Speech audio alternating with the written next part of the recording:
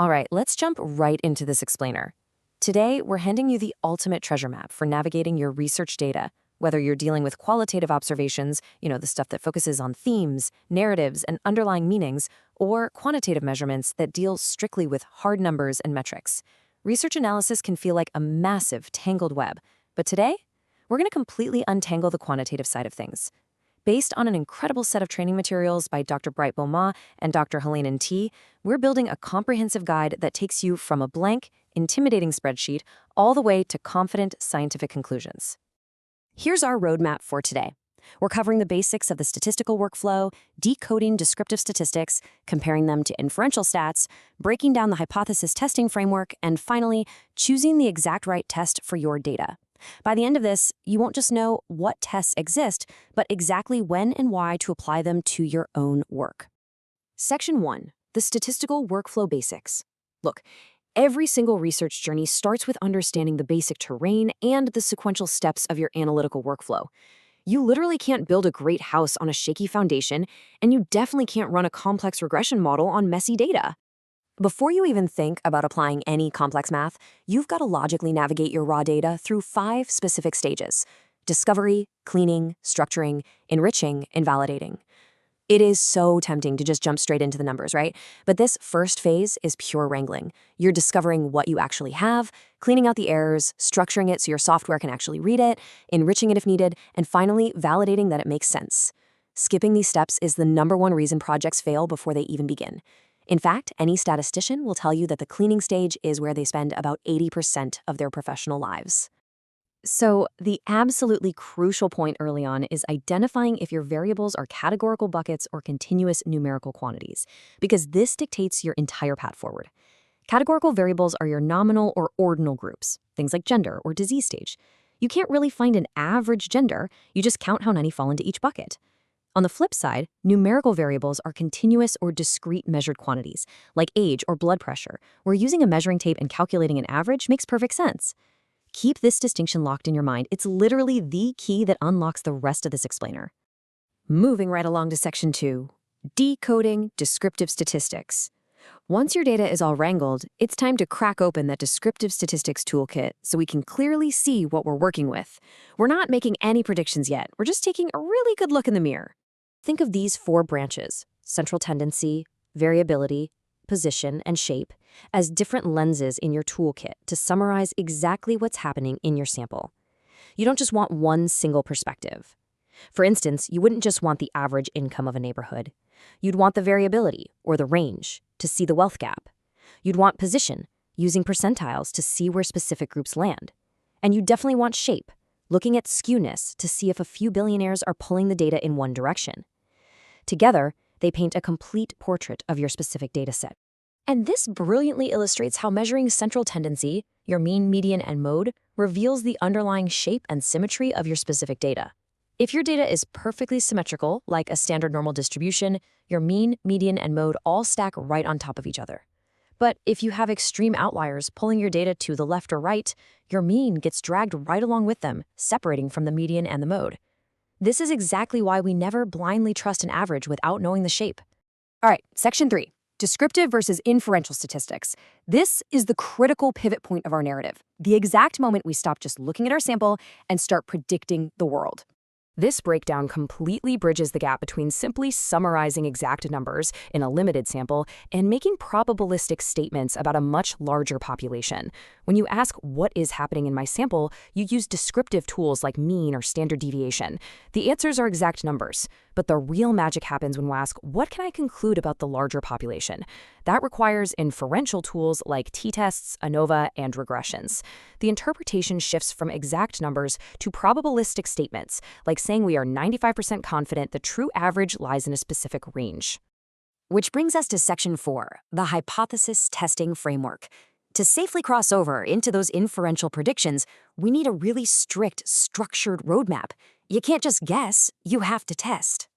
The hypothesis testing framework provides a rigid, logical procedure to ensure your conclusions are scientifically sound rather than just Well, guesses. It acts as a compass. We start with an idea, but we have to pass it through a rigorous statistical filter before we can claim it as an actual finding. This is critical because it completely removes human bias and wishful thinking from the research process. Let's move through these 5 steps real quick to see how this builds momentum toward that final, crucial rule. If your calculated p-value is less than your alpha threshold, you reject the null hypothesis. Step 1, state your null hypothesis, which usually assumes no effect or difference, and then your alternate hypothesis. Step 2, set your significance level, typically an alpha of 0.05. Think of that 0.05 as your threshold for being wrong. It means you're demanding a 95% confidence level before you dare to call your finding a true statistically significant result. Then you calculate your specific test statistic, which gives you your p-value. That final decision roll in step 5, that's your golden ticket. If p is less than 0.05, your results are statistically significant. Finally, Section 5, choosing the right test. We are entering new territory here, selecting the specific statistical tool needed to test that newly formed hypothesis. This is where a lot of people kind of freeze up, but it's actually incredibly straightforward. Matching the test to the data can feel super overwhelming, but it literally just comes down to pairing your research goal with your variable types. Remember when we defined categorical buckets versus numerical measuring tapes earlier? This is exactly where that foundational knowledge pays off. This cheat sheet is an absolute lifesaver. It highlights how checking for associations between categories requires completely different mathematical tools than checking for differences between groups.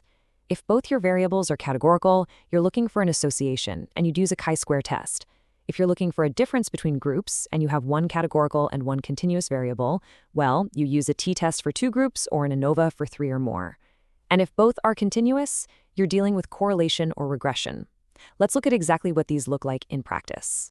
For example, if you're looking at 2 categorical variables, like whether a history of smoking associates with lung cancer, the chi-square test is your absolute go-to method. You set up a 2x2 grid.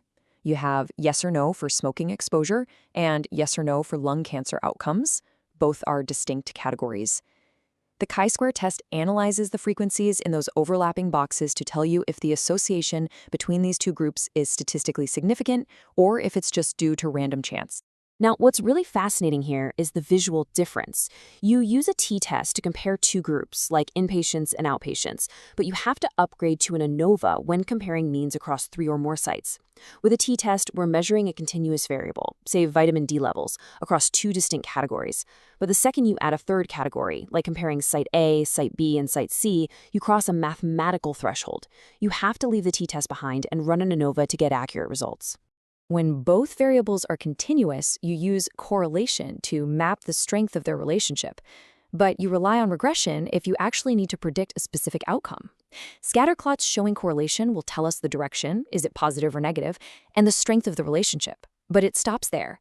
A regression line, complete with a mathematical equation, takes that relationship and turns it into a predictive engine. If I know X, I can plug it into that equation and accurately predict Y. It's a real game changer. And here is our grand destination, the master map that distills everything we've covered into a single, highly navigable flowchart, guiding you from your research question directly to the precise test you need. You start at the beginning. What is your research question? Define your data types, continuous or categorical. Then just follow the arrows based on your goal. Have 2 independent groups with normal data? Trace the path to the independent samples t-test. Are they paired instead? Trace it to the paired t-test. This setup even accounts for non-parametric tests when your data isn't perfectly normal. You literally just trace the path based on the rules we've learned today, and it lands you squarely on the correct statistical test every single time.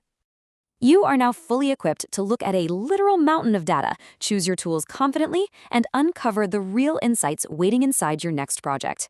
We started with chaotic raw data, categorized our variables, learned to describe their shape, and built a framework to confidently predict population trends using precisely the right test. The math is just a tool, guys. The real magic is the story you can now extract from it. So I'll leave you with this. The next time you stare down a massive data set, which test will you pull from your toolkit first, and what hidden truths are you about to reveal?